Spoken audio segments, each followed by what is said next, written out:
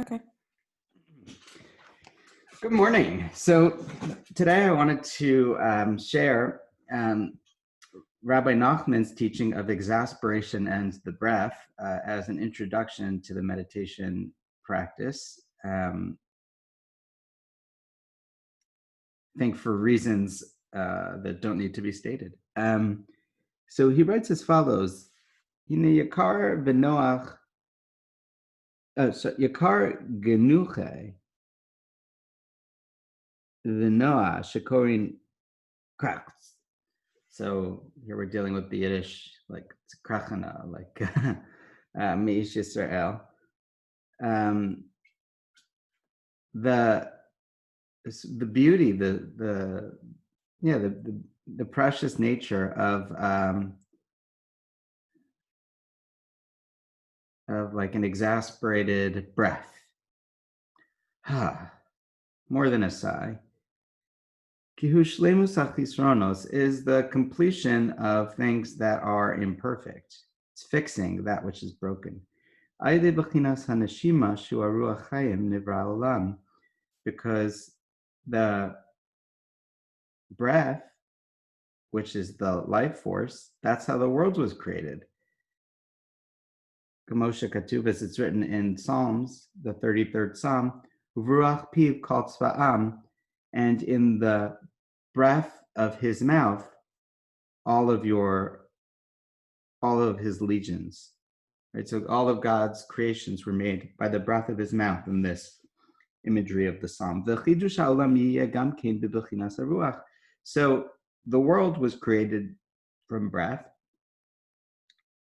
as it says, excuse me, Psalm 104, Tishalach ruchacha yibareun, right? And this, I think is the Psalm people know, T'chadesh pnei adama, that you sent your breath and created them, and you renewed the face of the world, of the land.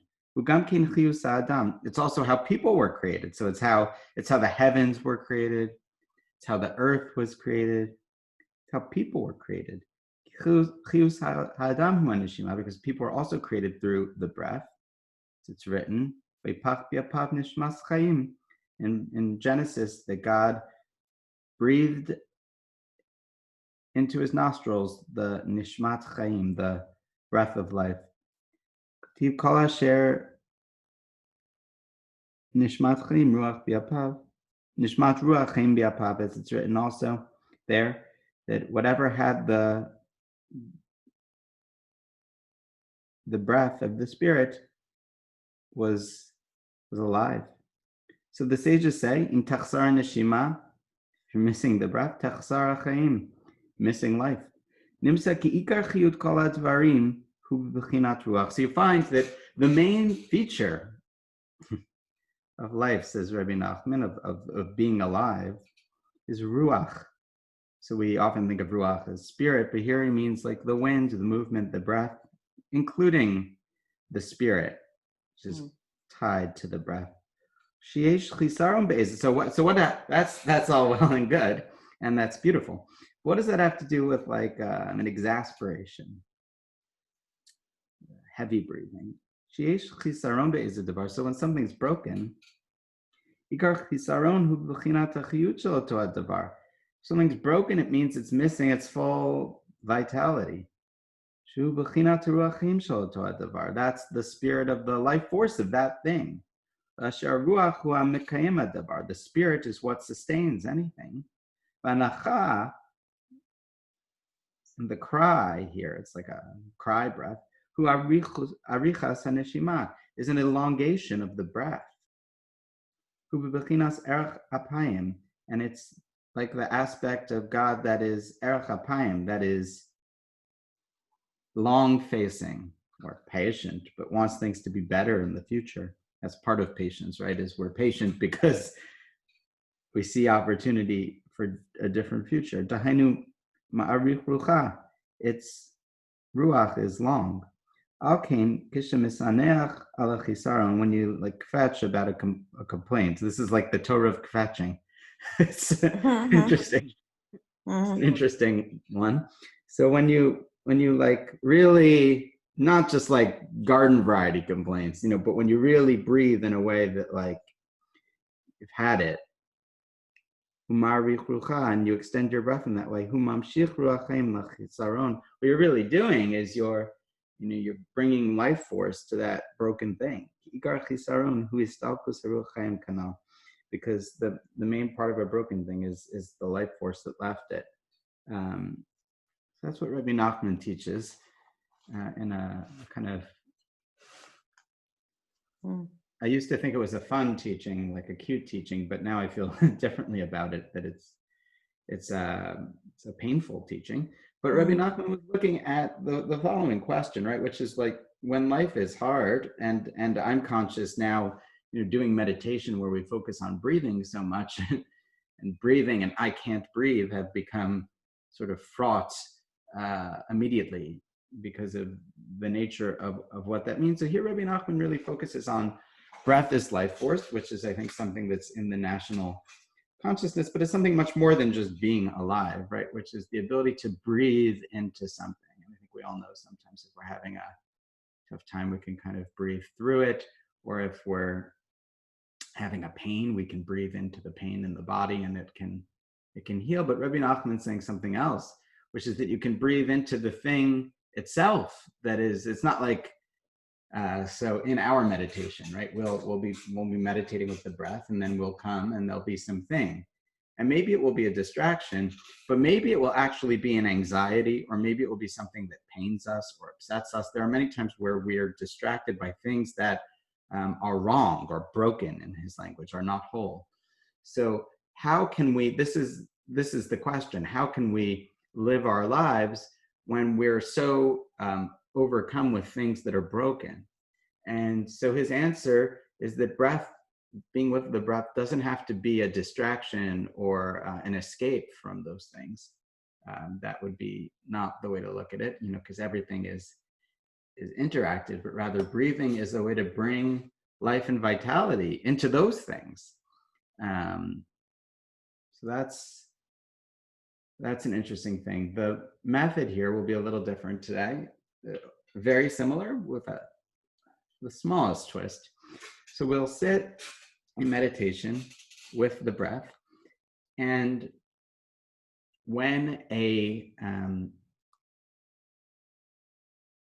distraction, a thing arises, particularly if there's an unpleasant quality to it, rather than thinking of ourselves as turning from that thing back to the breath when we realize that we're no longer with the breath, see if you can breathe through that thing, like bring the breath back, but be there in that place. Don't turn away from it to the breath, but bring the breath back in with the quality of the thing or the pain or the thought or the distraction still in your mind, and kind of breathe into it and cause it to change in that way. So that's the instruction today, is kind of to breathe into the distractions, inspired by this teaching of Rabbi Nachman as a way, a training, hopefully, of in life, and I'm speaking to myself now, when so distracted by things that are broken, how can we, as a way of reclaiming our full presence, not escaping from that thing, how can we breathe into it?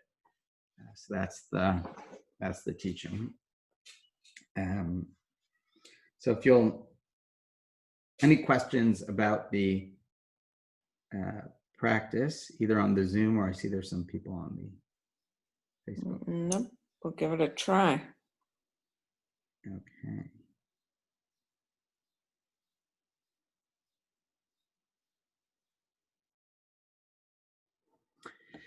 So find a comfortable seat, feet on the floor.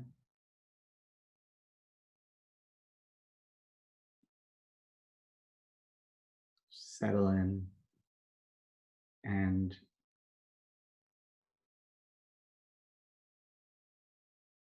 close your eyes, turning inwards, settling into your body in the chair or wherever you're sitting, if you're sitting, and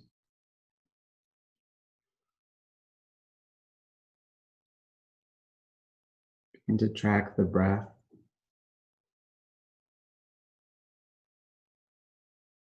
in the body. Always helpful to pick a spot,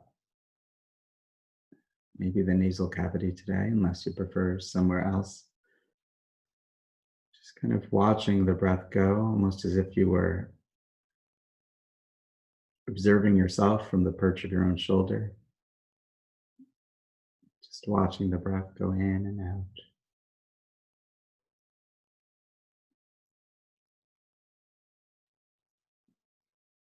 Letting it take its natural form. And at the beginning, there's a desire, even need to kind of control the breath, but it happens automatically.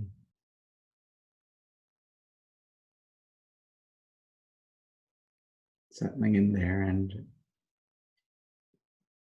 being with the breath that, as we said, creates the heavens,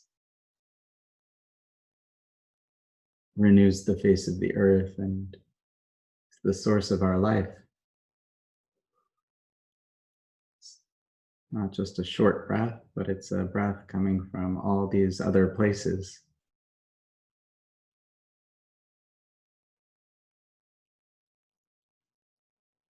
Traveling for a long time and continuing its journey as we let it out. And when you find yourself elsewhere and realize it, that's always the key. The moment you realize you're not with the breath anymore, which is what happens, it's okay. See if you can bring the breath there and breathe into it, breathe through it, and have the breath go wherever you go, happy or sad, pleasant or unpleasant. And we'll practice like this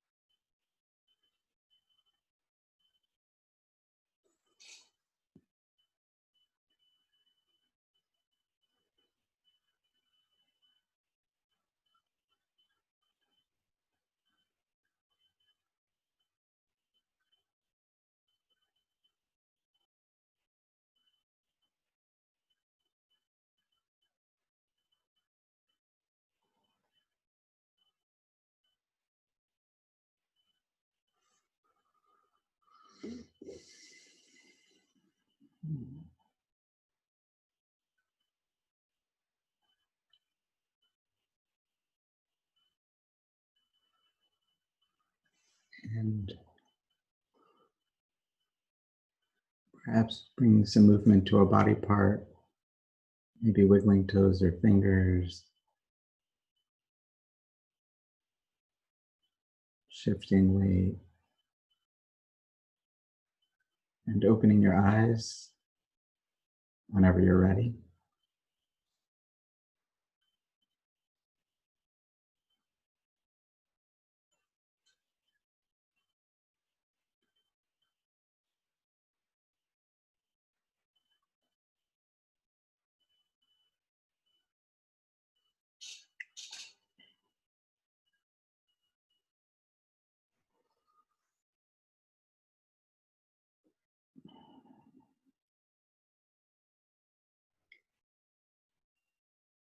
Just leaving the notion of Rabbi Nachman that when we bring our breath somewhere, we can breathe into anything, but also we're bringing powers of creation that are primordial, that are part of the give and take of our own vitality. Sort of a lens on breathing and bringing breath places and breathing into things and whatever those things are. And then I'll reserve the final moment for any comments or questions about today's practice.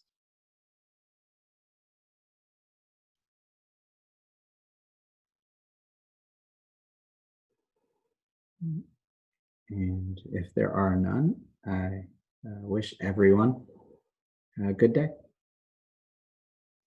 Thanks very much. Thank you. You too. Thank you.